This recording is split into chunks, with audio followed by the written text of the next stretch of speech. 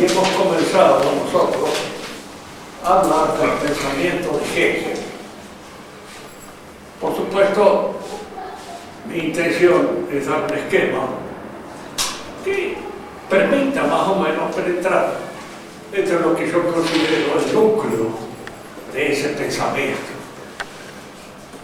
No deja de ser una tarea un poco arriesgada, en el sentido de que generalmente los intérpretes de Hegel no suelen ponerse muy de acuerdo entre ellos con respecto a la interpretación que dan de la filosofía del maestro.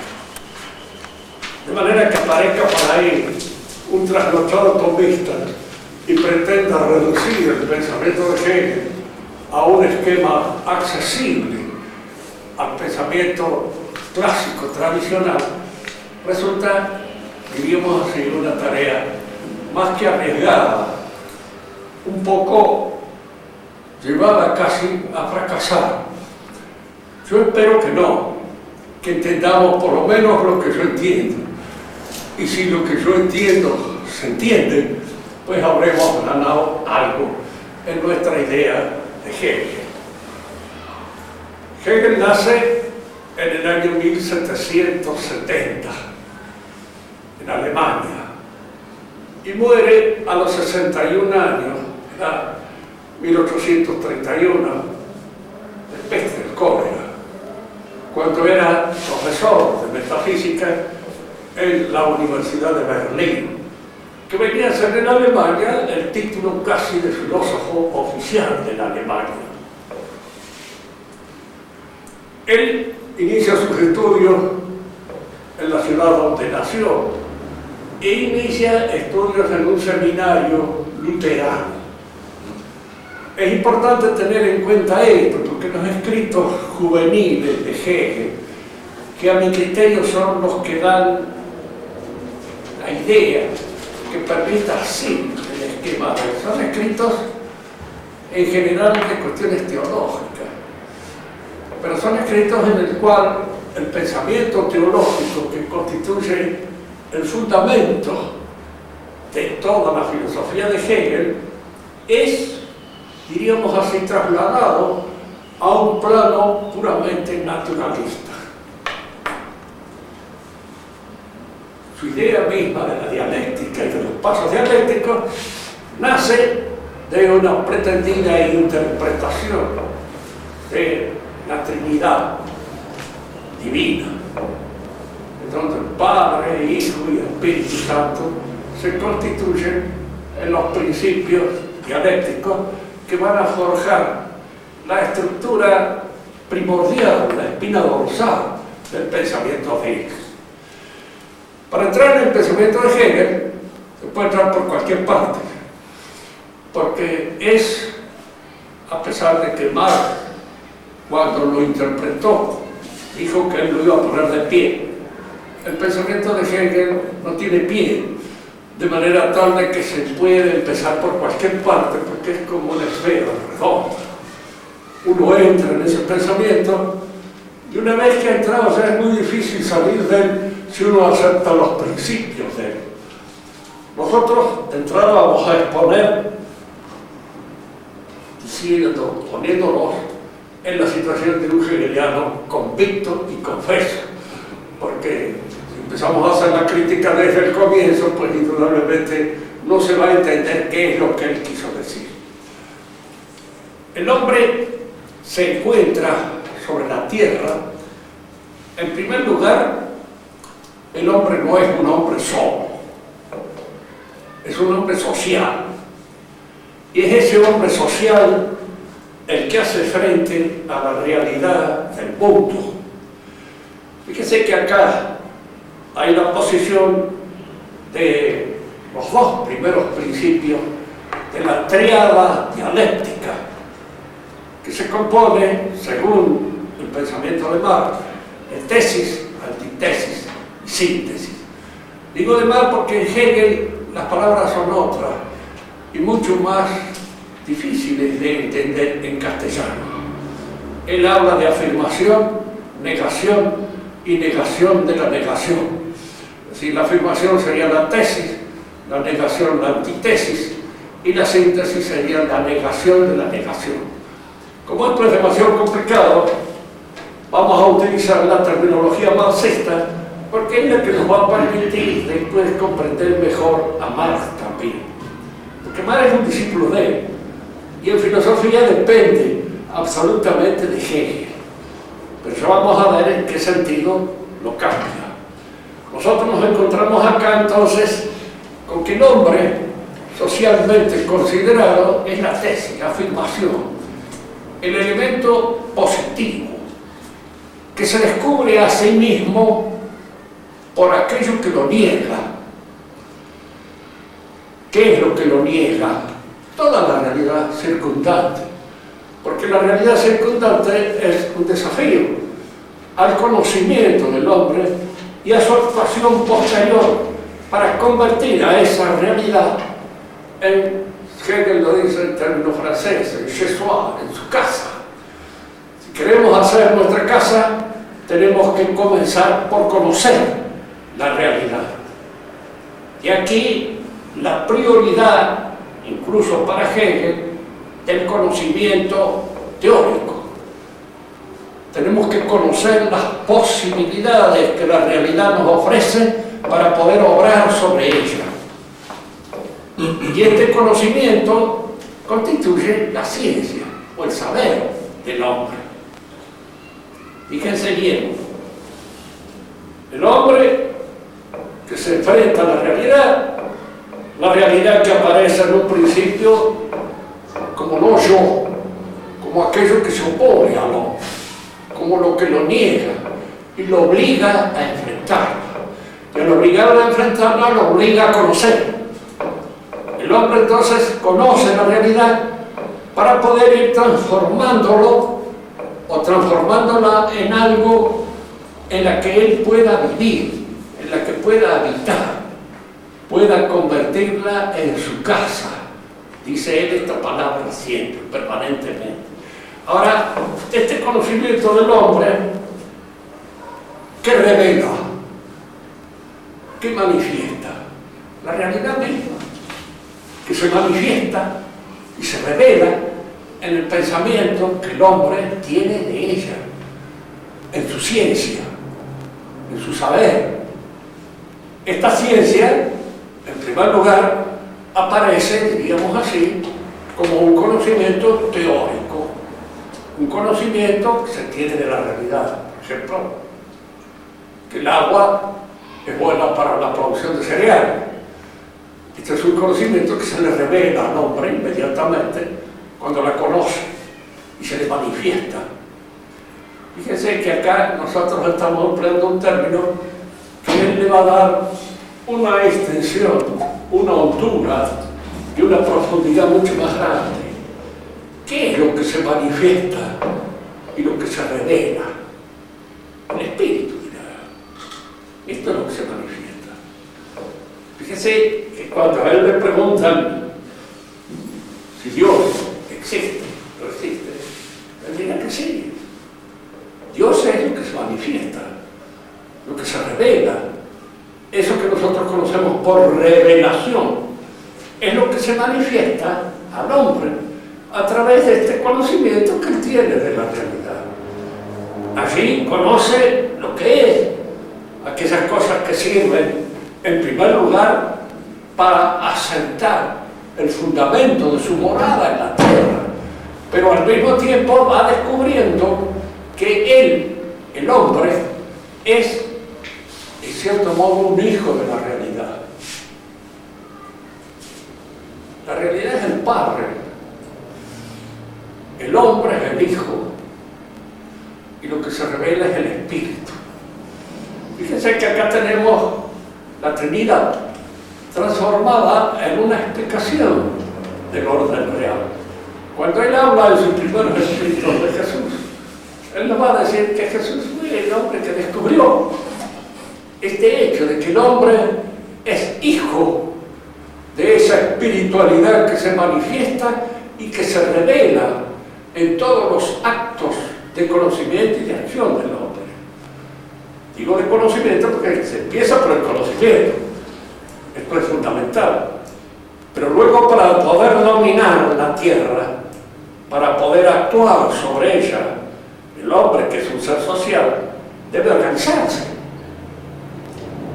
Esta organización supone dos hechos: una organización hacia afuera, la organización de trabajo, de economía, y una organización para poder, diríamos, entenderse entre los hombres, es decir, una organización de justicia, el derecho, que de alguna manera es lo que el hombre organiza con el objeto de que sus fuerzas sociales respondan a una unidad, respondan a algo que no traiga como consecuencia el choque entre los distintos hombres.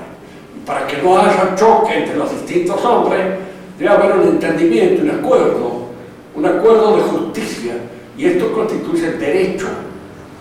Diríamos así, está primero la ciencia y el derecho como organización práctica de la vida humana para poder obrar sobre la realidad. Y luego las distintas operaciones que, gracias a ese conocimiento y esa organización, el hombre va teniendo sobre lo real y lo va dominando, lo va haciendo su casa, lo va convirtiendo en algo suyo, en el lugar en que él habita. Fíjense que todo esto es de una lógica estricta. Hay aquí lo que se podría en un momento acusarles de ser demasiado lógico, pero es de una lógica que no admite encontrar en ella una fractura en su logicidad. Por eso muchos pensadores, aún a veces de origen cristiano y de formación tomista, como podría ser el padre Cepín o el mismo Niño de Anquín, acaban por enamorarse de esta estructura, de una logicidad absoluta que es el pensamiento de Hegel. Tanto uno como otro terminaron hegelianos. Niño parece que el último libro que escribió, Las dos inhabitaciones en el hombre, un libro hegeliano y un libro que, según decía mi amigo Guido Suárez, dice, en cuanto lo escriba, haber caído en una herejía formal. Sí, efectivamente hay allá elementos para una herejía formal, pero de la cual él creo que se arrepintió, y de alguna manera, pero claro, los libros quedan, y los escritos están allá, señalando de alguna manera esa interpretación especial que él da de Hegel. Pero el hombre, en su encuentro con la realidad, forma primero una ciencia.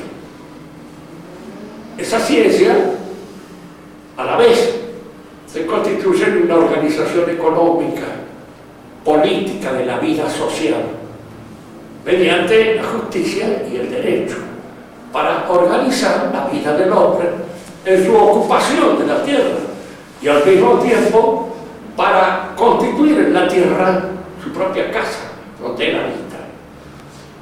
Al mismo tiempo él va señalando allí de que la imaginación del hombre va provocando estas cosas. El arte surge también como consecuencia de esta su interacción con el orden real. Surge el arte y surge la religión, que en alguna manera es esa religión natural del que él habla, es lo que podríamos llamar una suerte de símbolo por el cual el hombre conoce esa realidad y va hasta su fondo. Aquello que se manifiesta a través de la ciencia, a través del arte y a través de la religión, adquiere el carácter de una entidad absoluta, es Dios. Dios lo que se manifiesta. Si nosotros entonces pensamos un poco en este pensamiento de Hegel, manera de ver, el hombre acá, la realidad de este otro lado, y el espíritu que se expresa a través de la ciencia, a través del arte, a través de la religión. Todo eso son manifestaciones del espíritu. Lo que se revela, lo que se manifiesta. Es eso. Si uno Hegel tiene un axioma que es muy discutible, pero que es fundamental. Todo lo real es racional y todo lo racional es real. ¿Por qué? Porque la realidad se manifiesta en la razón, como espíritu objetivo. Y de alguna manera ese espíritu objetivo es lo que se manifiesta. Si uno le preguntara a Dios qué son las cosas, aquello que yo digo que son a través de mi ciencia, de mi conocimiento. Ahora, indudablemente, este toque del hombre con la realidad, tesis, antitesis y síntesis,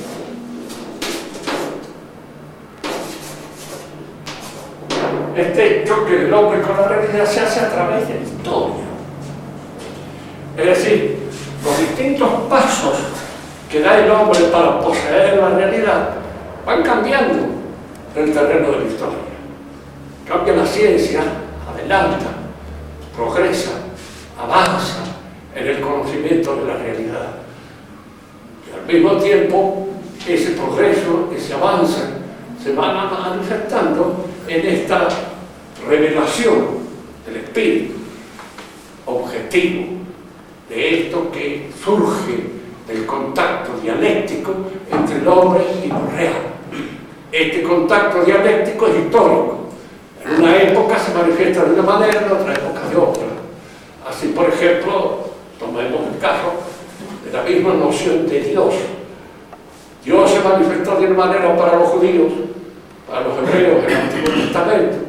Era el Dios Padre, el Dios en cierto modo adversario del hombre, y que lo sometía al hombre, que lo tenía tomado, estrangulado, en ese saber que en alguna medida era un saber precario sobre la realidad. El hombre no dominaba la realidad lo dominaba a él, y esto lo llevaba a concebir una idea de Dios que es una idea del Dios colérico, del Dios tormentoso del Antiguo Testamento. Así lo interpreta Hegel. En fin, hay aspectos en el Antiguo Testamento que permiten esta interpretación, pero hay aspectos que no la permiten tanto, porque no parece ser una cosa tan absolutamente de oposición entre el hombre y el Dios del Antiguo Testamento. Para Hegel, el Dios del Antiguo Testamento absorbe, lo domina. Por eso dirá, es el Dios de la conciencia desgraciada, de la conciencia desdichada, que se manifiesta como un Dios, Señor, dominador, colérico y terriblemente colérico, incluso en sus amonestaciones que al hombre hace. Por ahí uno tropieza con algunas cosas que permiten decir que no era tanto. ¿Qué es lo que dice la mujer de Abraham cuando Dios le revela que va a quedar embarazada? Ella es vieja, no ha pasado la época de poder quedar embarazada. Entonces dice ella, me ha hecho reír Dios. Me ha hecho reír, dice ella así. Tanto que Isaac, que es el hijo que van a tener que decir, Dios me ha sonreído. De alguna manera, porque Dios la ha hecho sonreír. Hay aquí una relación que no indica de ninguna manera esa situación de espanto que provoca la presencia de Dios, incluso Moisés. Moisés, cuando lo ve a Dios cara a cara, es el espanto el que cunde a través, diríamos, de toda su tribu, por esta aparición en majestad y en toda la fuerza de ese Dios dominador, y hasta cierto punto un poco cruel. ¿Cuántas veces ustedes le dan, incluso a veces en los salmos que nosotros leemos en la misa, que yo pondré tus enemigos el cabello de tus pies y los haré trizas, yo acabaré con todos ellos? En muchísimas oportunidades, esta, digamos, ferocidad oculta de la concepción de Dios se manifiesta. Entonces Dios va apareciendo, va emergiendo a través de la historia con distintos caracteres, de acuerdo a cuál es el tipo de dominio que el hombre ejerce sobre la naturaleza. En la medida en que el hombre va dominando la naturaleza, la va haciendo suya, el carácter de separación y al mismo tiempo este carácter dominador y feroz de la conciencia de Dios se calma. En Cristo, en el primer hombre, según él no lo considera Jesucristo dice que Él es hijo de Dios, ¿cierto? Pero al querer decir que Él es hijo de Dios, dice también que es hijo del hombre. Y entonces, ¿qué es lo que nos quiere decir? El pensamiento de Hegel lo que nos quiere decir es que el hombre es hijo de Dios y que en cierto modo está, diríamos así, en sus manos, pero está como un hijo con su padre. Ya no es el Dios tormentoso, separado, airado, difícil de contentar, que es el Dios del Antiguo Testamento, para ser este Dios más cercano a nosotros, a través, diríamos así, de este carácter que tiene, diríamos, con respecto al hombre, que es su hijo, carácter filial. El hombre es el hijo de Dios. Lo que Cristo nos quiere decir es esto. Y el espíritu, pues el espíritu es lo que emerge de esta relación del hombre con la tierra. Ese es el Espíritu Santo. Hay acá, en esta interpretación dialéctica de la Trinidad, algo que nos permite a nosotros captar de alguna manera lo que constituye el meollo del pensamiento de Hegel. ¿Qué es esto? La realidad es lo que se me opone, lo que me contraría y lo que me obliga a descubrirme a mí mismo en esa contradicción. La realidad en su contradicción se me aparece. Ahora, ustedes piensan siempre en esto. Una contradicción es siempre una contradicción lógica. El día es contrario a la noche. No, son gradaciones. Pero si yo pienso en el día y la noche, los veo como opuestos y como contrarios. Pero este es un surgimiento del pensamiento. La nada existe nunca, ¿no? No hay nada. ¿Qué es? Es una posición del espíritu, de la lógica, para decir acá no está lo que yo buscaba, o acá no está aquello que yo pensaba encontrar. Pero no significa nada real. ¿Sí? Vamos a ver cómo a veces en el pensamiento de los dialécticos estas entidades, estas posiciones puramente lógicas del espíritu adquieren una condición real. Marx dice en alguna parte, no sé si Marx o Engels, porque de los dos el más tonto era Engels, y de alguna manera, es decir, el otro no era nada tonto, y de alguna manera, diríamos así, tenía un pensamiento muy claro, muchas cosas, pero el encargado de decir las tonterías era Engels, y Marx lo dejaba porque sabía que había que arrimar a un público un poco grueso, grande, para que entendiera cuál era el pensamiento de él. Y entonces encargaba de esta tarea un poco aleatoria y ligeramente estupidizante a Engels, que era más creíble y que de alguna manera, diríamos así, ahí. O sea, él habla, dice, sí, dice, porque lo negativo, real. ¿Lo negativo qué es? Lo negativo es una posición del espíritu, es lógica. En la realidad concreta no se da lo negativo. En la realidad concreta siempre vamos a encontrar cosas que existen, que todo.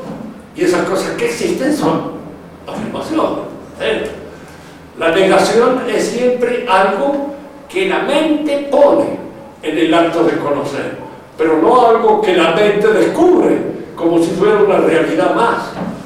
Digo esto porque todo este pensamiento es de una lógica, como les dije, inatacable, pero como lógica, no como real, no como una cosa que hace frente efectivo a nuestra consideración de la realidad.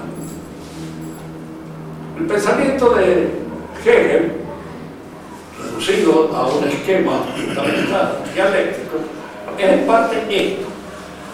Acá aparece, diríamos, los elementos dialécticos del diálogo, de la razón, de la lógica, que están transcritos a la realidad y convertidos en la realidad. Quiere decir que lo otro es el no yo. Es una forma de señalar que no soy yo, pero no es una forma de señalar lo que es. Efectivamente, lo que es lo voy a descubrir por medio de la ciencia, por supuesto. Y esto Hegel lo observa perfectamente bien. Para él la ciencia es la manifestación de lo que es. Lo que es se me manifiesta en la ciencia, lo que es se expresa en la ciencia.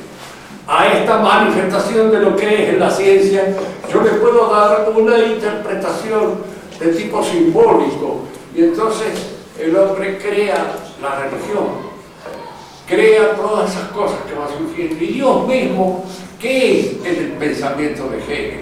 Lo que se manifiesta, lo que se revela, lo que está en la revelación. Fíjense que acá aparecen todas las características del teólogo, del sacerdote, que él pudo haber sido, en el caso de que hubiera salido del seminario, pero perdió la fe en la realidad concreta de esas cosas.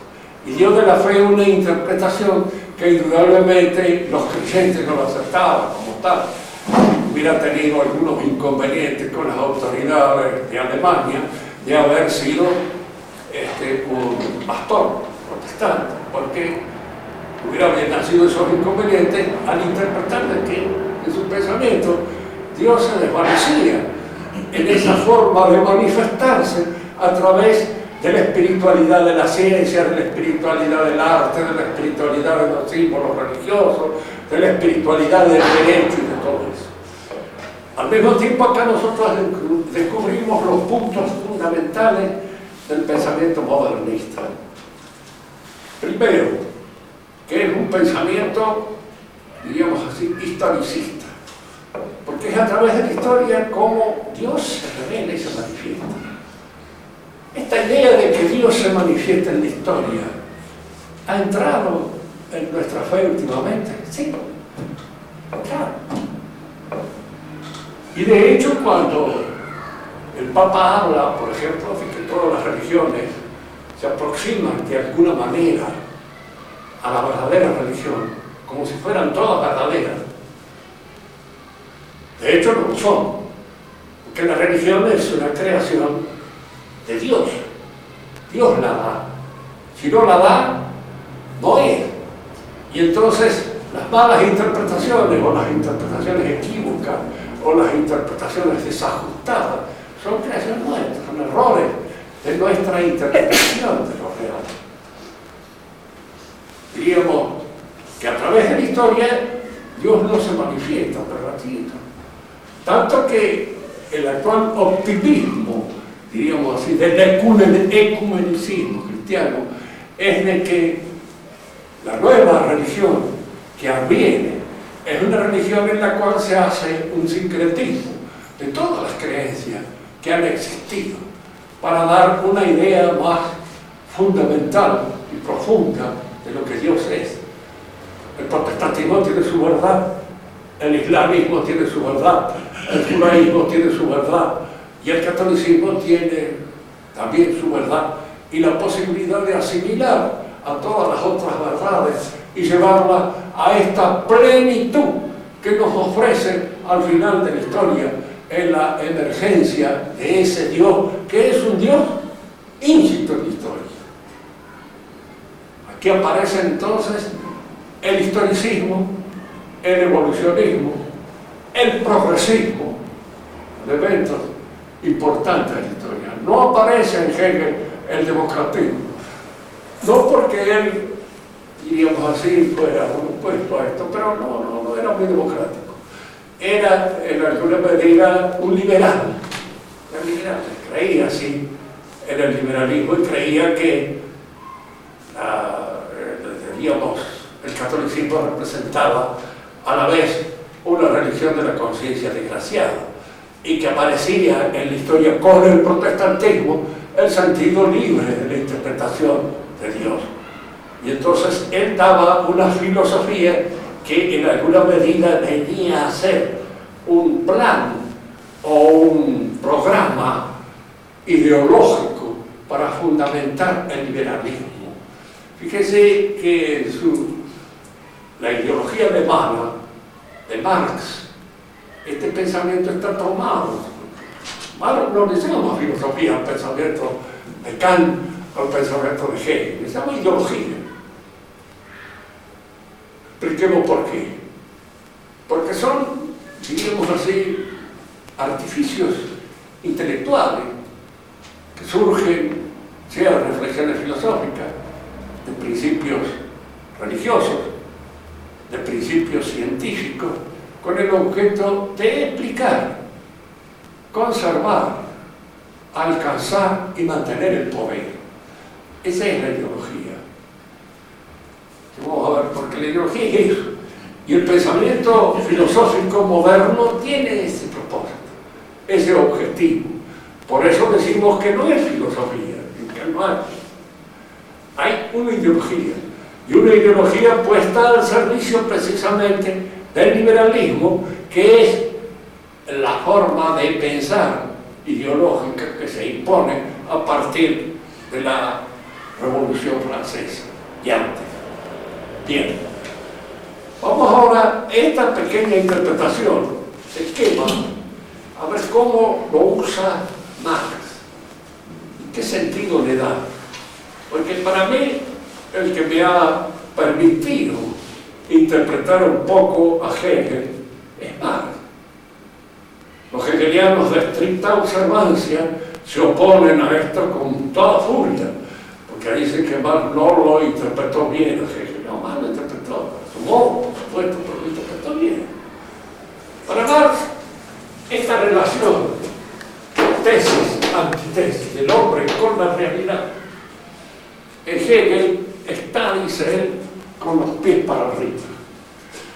Porque dentro de esta interpretación Hegel da una importancia fundamental al conocimiento teórico, al conocimiento teórico del hombre. Es lo primero que se impone en el saber del hombre.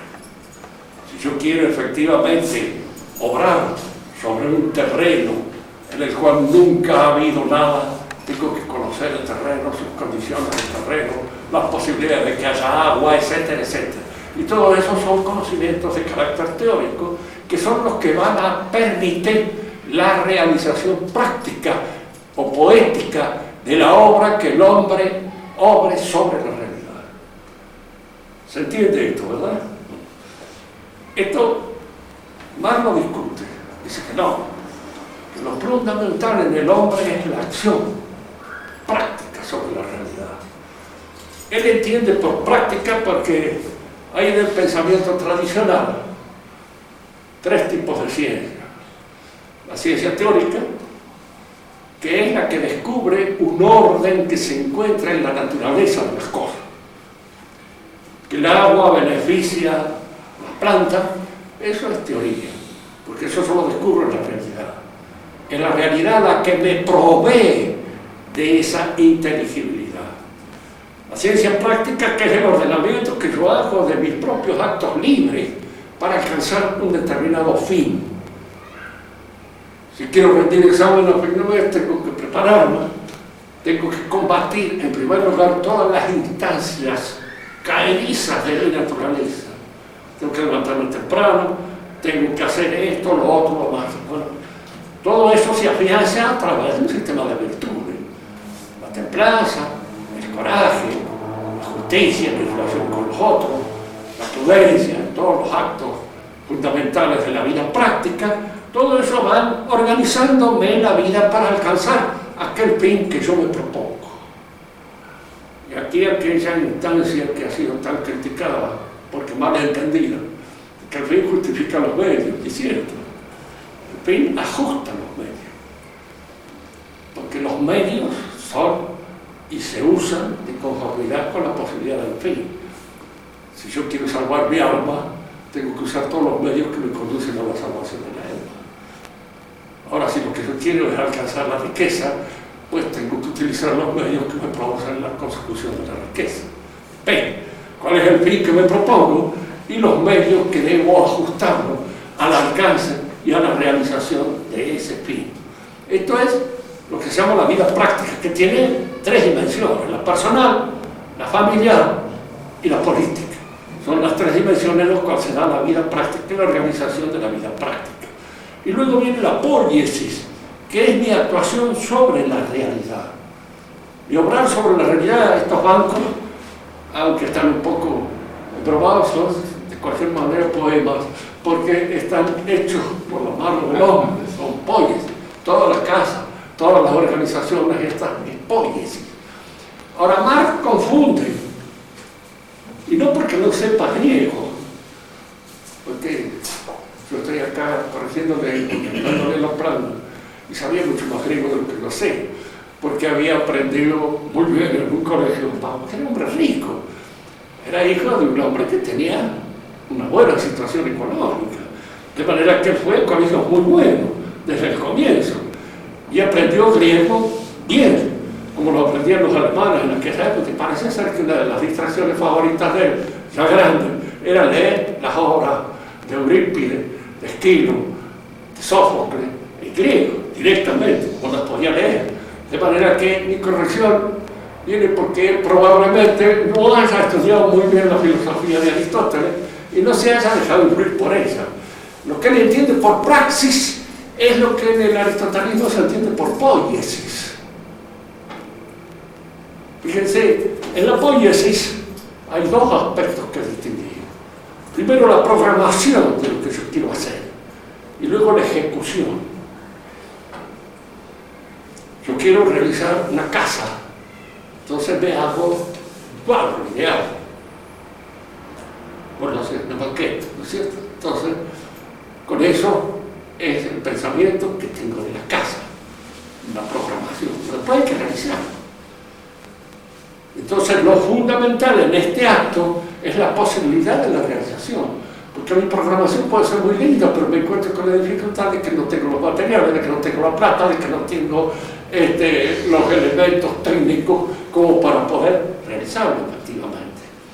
Entonces, si Marx a la programación de una obra poética le llama teoría, es muy fácil, indudablemente, someterla a la necesidad del ejercicio práctico posible, porque esta programación está sometida a sus posibilidades prácticas, no hay más remedio, es así, pero eso no es la teoría en el sentido tradicional del término, ni esa es la praxis tampoco, eso es poiesis, y en la poiesis estos dos elementos indudablemente están referidos el uno al otro. La programación es previa, es cierto, pero está sometida a las posibilidades de su realización. Si le llamo teoría a la programación, las posibilidades de la realización, praxis, entonces la praxis indudablemente es superior a la teoría, dentro del pensamiento de Marx, porque en el pensamiento de Marx el hombre es fundamentalmente poiesis. Este hombre actúa sobre la realidad para hacerla su casa, y entonces todo su pensamiento está fundado en esta posibilidad poética de realizar la transformación de la realidad en la casa del hombre. Y uno dice, ¿y los conocimientos que se adquieren de la realidad? Marx dice, sí, pero están sometidos a la posibilidad de actuar. Es la acción la que corrobora la posibilidad del conocimiento teórico. Y usted le dice, bueno, supóngase que yo teóricamente llegue a la conclusión de que acá no se puede hacer nada. Este conocimiento, ¿a qué trabajo está sometido? Si en realidad me llego a la conclusión de que no puedo trabajar, de que acá no puedo hacer nada porque no carezco de las condiciones esenciales que la realidad provee para poder obrar sobre ella, no las tengo. Este conocimiento, que es un conocimiento real, no está sometido a la práctica. Es un conocimiento que me obliga a suspender la práctica, a suspender la poiesis, a no realizarla. Ahora hay además muchos otros conocimientos que indudablemente no tienen una inmediata ejecución en el orden práctico. Así, conozco, que sé, incluso todo lo que sé, yo no, personalmente no sé nada, pero todo lo que podemos saber de astronomía, como diría Kant, para que no sirve en un momento determinado, son conocimientos puramente de juego, lúdicos. Hay un deseo de la mente de conocer cosas que no tienen una realización inmediata. En la teología sí será el hecho, porque la teología es ciencia teórica y práctica al mismo tiempo, la única ciencia teórica y práctica, porque es un saber que me permite obrar de inmediato sobre la realidad. Cuando Marx dice que él pone de pie lo que Hegel está con las patas para arriba, quiere decir simplemente que él pone la acción poética como fundamento de toda la realidad humana. Entonces el hombre, al obrar sobre la realidad, transforma la realidad y se transforma él. Lo cual es también cierto, porque una cosa es el agricultor, ¿cierto?, que transforma una realidad, y otra cosa es el ganadero o el hombre que cría ganado. Cuando el hombre echa a pie del caballo y se convierte en agricultor, se convierte en otra cosa distinta a la que fue el ganadero, a lo que fue digamos, el arriero, el hombre, el ganado, es otro. Ahora, en esta transformación permanente del hombre sobre la realidad y de la realidad que repercute en el hombre, hasta lograr ese encuentro definitivo del hombre con su naturaleza social. El hombre se logra como naturaleza social, es decir, deja de ser individuo, deja de ser una persona individual para convertirse en un ente social. Eso Marx, si lo intuyó, no lo vio nunca, ni lo vio realizado, ni estuvo en él esa posibilidad, ni de cerca. Era un burgués típico, nato de la época en que le tocó actuar, más un burgués, diríamos así, que alguna vez le tocó vivir medio mal. Se casó con una baronesa y era varón por braguetazo, como dicen algunas veces.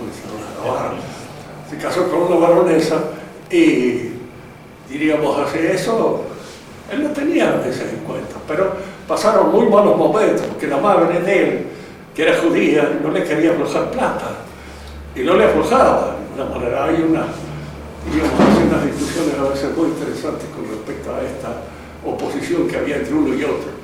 Y yo creo que él escribió un libro contra los judíos. Yo lo tengo en una edición inglesa, The World Without Jews, el mundo sin judíos.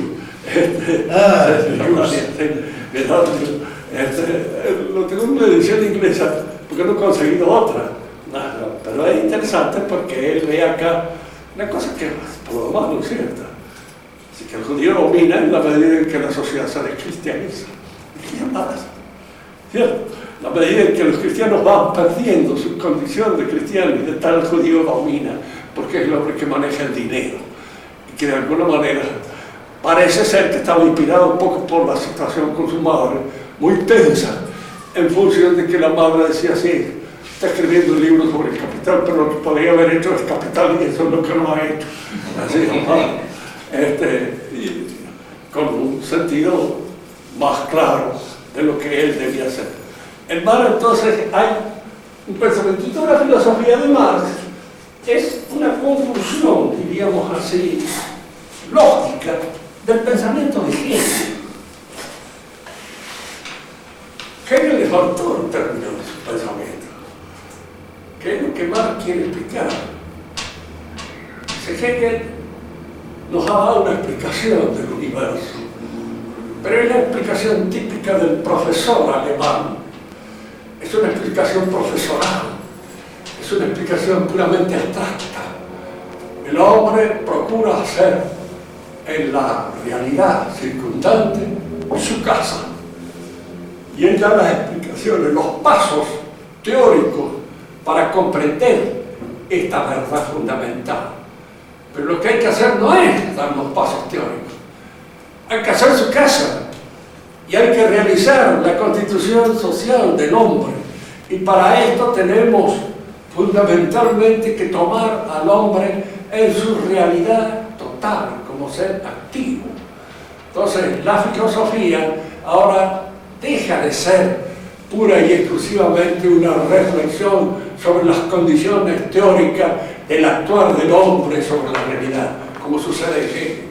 La filosofía tiene que ser acción, tiene que ser revolución, y la revolución tiene que provocar esa transformación de la realidad en la casa del hombre, definitivamente, y en eso consiste nuestro plan.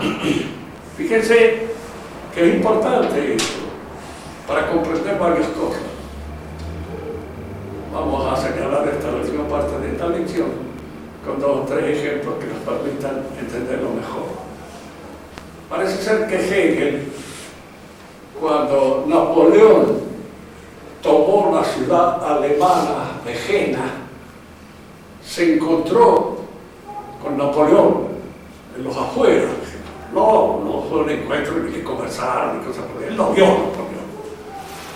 Hegel dice: vi al espíritu del mundo montado a caballo.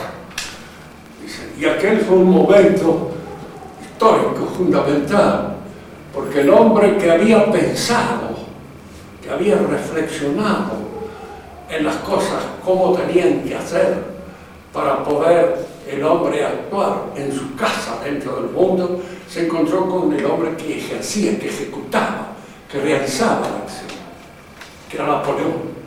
Napoleón estaba haciendo la historia, Napoleón estaba haciendo la realidad, y Hegel la pensaba.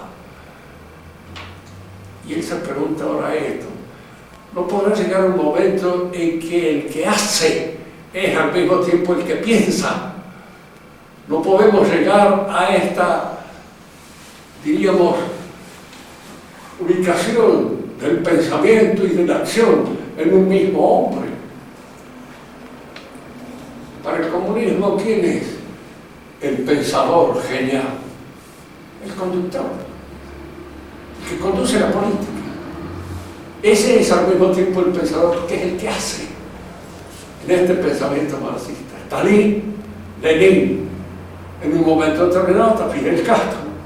Son los que están haciendo la revolución, y los que hacen la revolución son los que la piensan. De manera que la filosofía es, en el pensamiento de estos actores, acción, y acción política, praxis política, realización de la revolución. Y esto es lo que les va a permitir justificar todos los actos que conducen a la plenitud de la revolución. Todo lo que lleve a esto es bueno. Entonces ahí cambian todas las normas, todas las cosas de las que nosotros podemos más o menos ufanarnos de conocer, porque desde ahora en adelante el pensamiento es acción, y la acción es pensamiento. Con el marxismo, diríamos así, alcanza la ideología su punto culminante, porque es la explicación del poder, la defensa y la justificación de ese poder, están dando la misma filosofía, y al mismo tiempo es la realización efectiva de ese poder. Pero acá es donde se tropieza con una pequeña dificultad, que no han podido cambiar al hombre. El paso de la propiedad privada a la propiedad comunal no provoca en el hombre esa especie de posesión de lo individual en favor de lo colectivo. Sigue siendo un individualista. Nada más que ahora va a aprovechar las cuestiones colectivas, se va a meter de cualquier manera dentro de la organización burocrática del poder para reforzar su propio poder personal, y va a ser el mismo hombre de siempre, pero actuando en una situación un poco distinta. Y esto es lo que hace que el comunismo tropieza con esta imposibilidad de cambiar al hombre en su estructura natural y convertirlo en un ser social. El hombre es social, por supuesto, lo es, pero al mismo tiempo es un individuo, es una persona. Y es una persona que actúa en un orden social sin deponer su personalidad.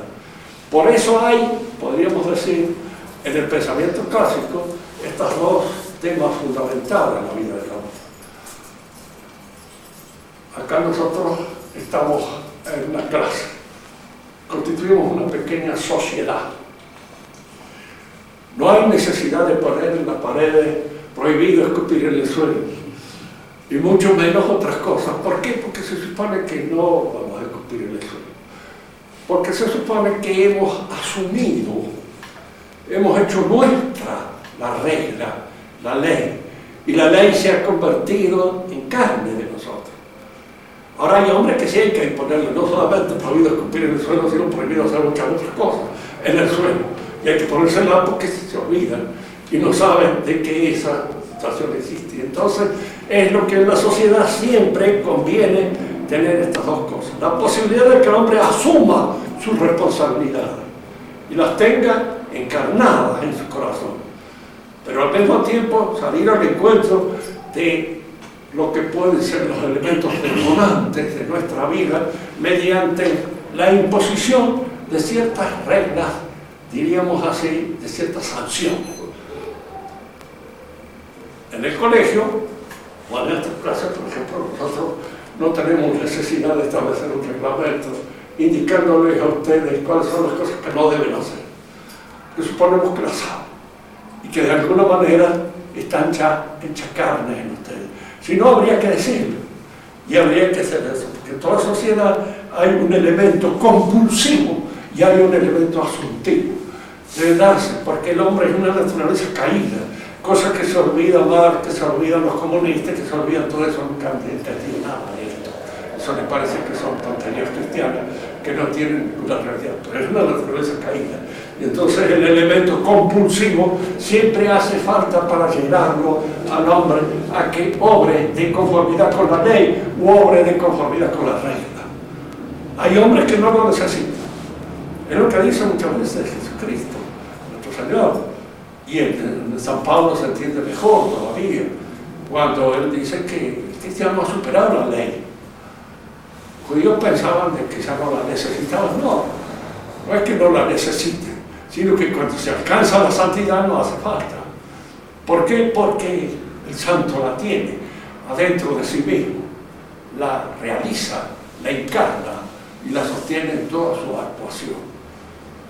¿Recuerdan ustedes eso que le decía San Juan de la Cruz cuando les explicaba a las monjas la subida del Monte Carmelo? Entonces le decía todas las cosas que hay que tener en cuenta para alcanzar la plenitud a la que está destinado el hombre que quiere lograr su santidad.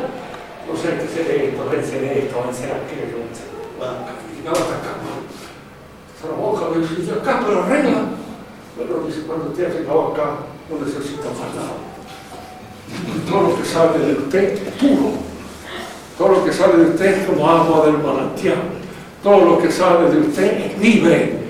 Porque entonces ya es libre y la libertad la alcanza sin compulsión, sino simplemente por la asunción de la santidad. Bien, en la clase que viene vamos a terminar de explicar algunas cosas que pueden haber quedado tanto oscuras. Si ustedes quieren hacer alguna pregunta, en la medida en que me da el cuero, trataré de contestarla.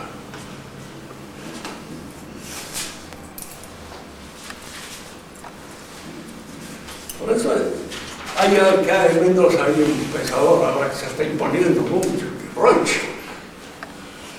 Y Roig, Arturo Andrés, sí, Roig tiene una filosofía propia. Es un marxismo, un poquito diríamos así, porque para él la filosofía es el discurso liberador de los pueblos americanos. La filosofía se concentra en eso. Fíjense que yo les estaba diciendo que para amar la filosofía es la revolución, el hecho. Por eso el filósofo es a la vez el político, el hombre que realmente. Yo haya hecho una modificación pequeña, muy modesta en esto, pero lo pone porque veo que hay en la escuela de Derecho. ¿Y es que el filósofo? Paula, ¿vos estás filósofo? ¿El filósofo es? ¿Quién? Es Roig. Bueno, hay profesor de filosofía. Ah. Bueno, si usted me preguntaba, ¿usted es filósofo? Sí, está ninguna duda. No. Que son Aristóteles, Platón, y después vienen dos teólogos, Santo Tomás y San Agustín. Y los demás, algunos son francotiradores que no van de bozal y ventas, como decía Martín. Hegel no es de los peores. Hegel fue filósofo. Sí, Hegel. sí. Hegel. Lo dice Marx. Sí. Y Marx sabe lo que dice. Sí, Esas cosas filósofo. La Paula dice que a ellos se los dan en derecho. La Paula dice que a ellos se los han dado en derecho.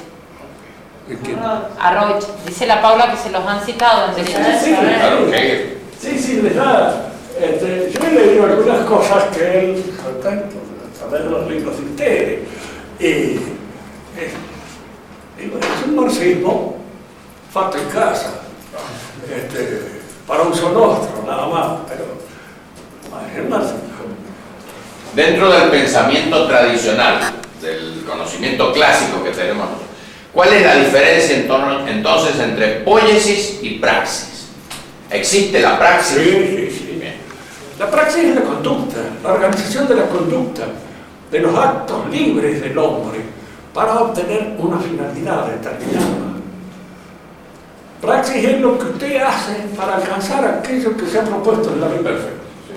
Para eso tiene que organizarse y tiene que organizar sus virtudes. Que a mí me decían a veces... Ahí está en las virtudes.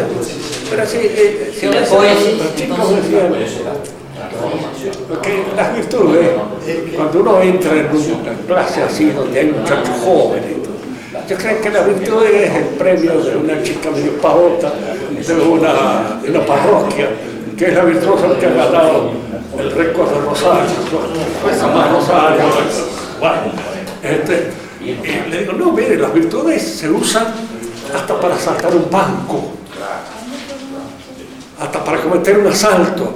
Necesito organizarme, necesito templanza, porque cuando estoy asaltando el banco me entretengo en mirar las piernas de los chicos que pasan por el camino, ya se me puede venir todo el tinglado al suelo, de manera que tengo que tener esa, y después la virtud de justicia con los otros compañeros de asalto, porque de ninguna manera puedo descuidar ese problema.